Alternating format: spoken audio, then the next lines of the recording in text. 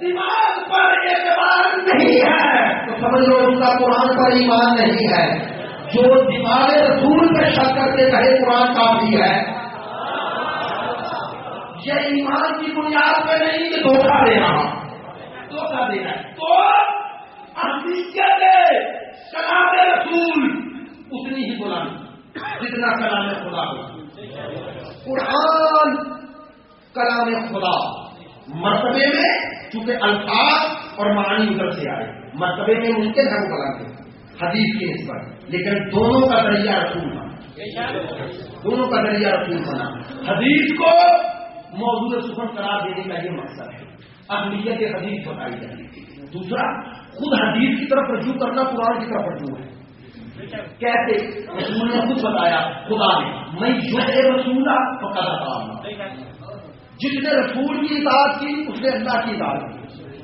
ایک جملہ کہتا ہوں، پڑھے لکھے دوست ہیں آپ ادھر، خدا نے یہ نہیں کہا میں یطع الرسول کا قد اطاع اللہ، جس نے رسول کی اطاعت کی گویا اللہ کی اطاعت کی، نہ کہا جس نے رسول کی اطاعت کی اللہ کی نہیں. لفظ گویا میں کیا ہوتا ہے؟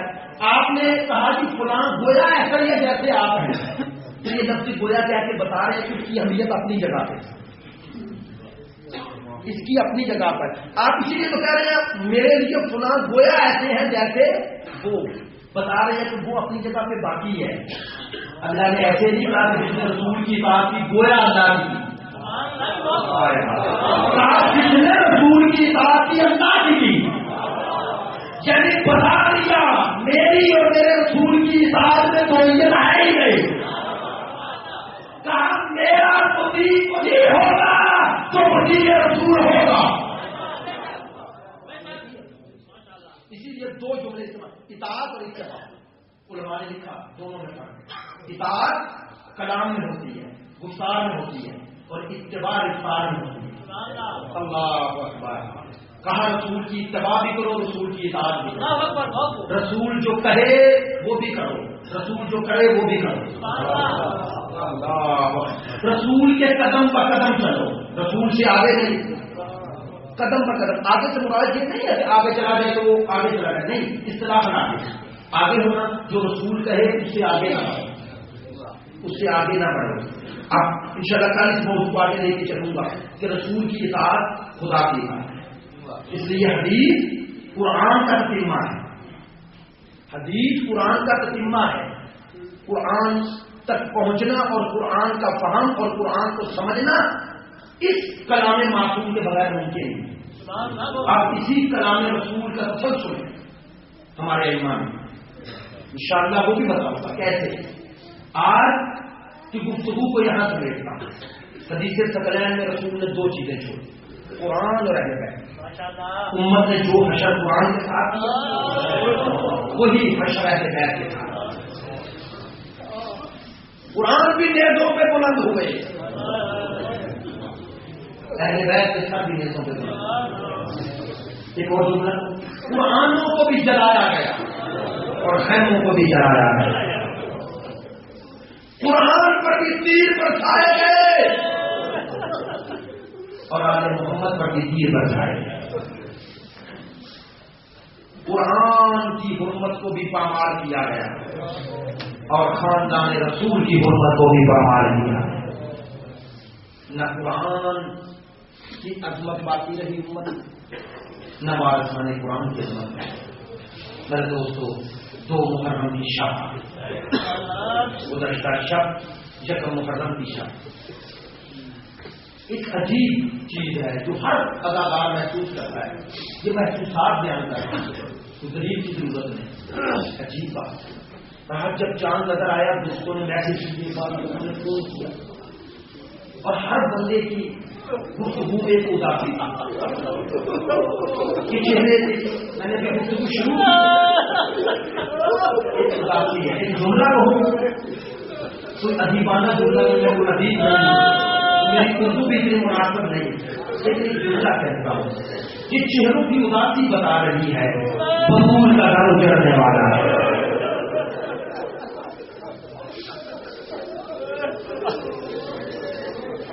اداکارہ نے مظلوم کربلا ایک جملہ جو میں اکثر کہتا ہوں، میں کہتا ہوں 1433 ہجری کی چاند رات طلوع ہوا، 9:30 تھا، 1433 ہجری، 61 ہجری میں واقعہ کربلا ہوا، 39 سال وہ اور 33 سال کی، تقریباً 1272 سال بنتے ہیں۔ 1272 سال بعد میں نے کربلا کا نام لیا، میں نے محرم کا نام لیا۔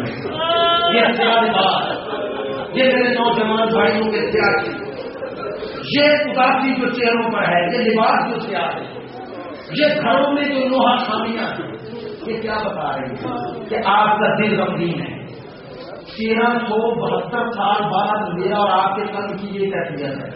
ہم میں کسی نے اکبر کو دیکھا نہیں،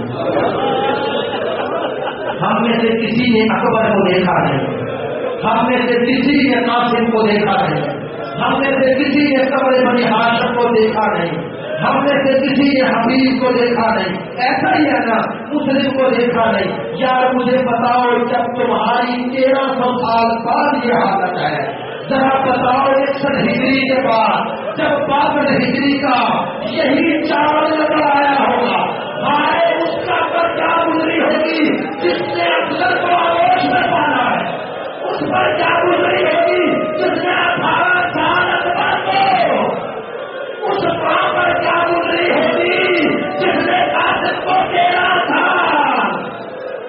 بس مجھے بتاؤ اس بہن پر کیا گزری ہوگی جو بھائی کے بغیر نہیں رہ سکتی تھی۔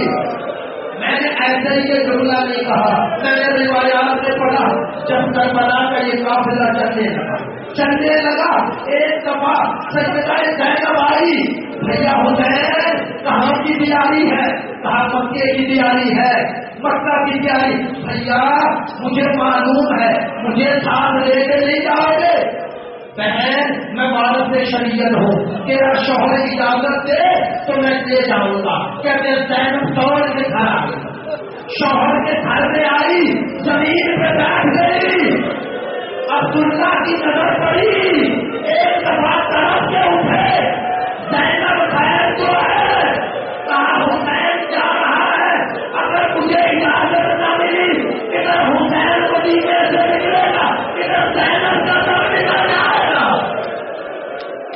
بس مجھے بتاؤ جو حسین کا مدینے سے زیادہ گوارا نہ کرے، ہائے وہ روزے عاشور جب حسین کو سیدھا لگا، ہائے وہ منظر جب شمر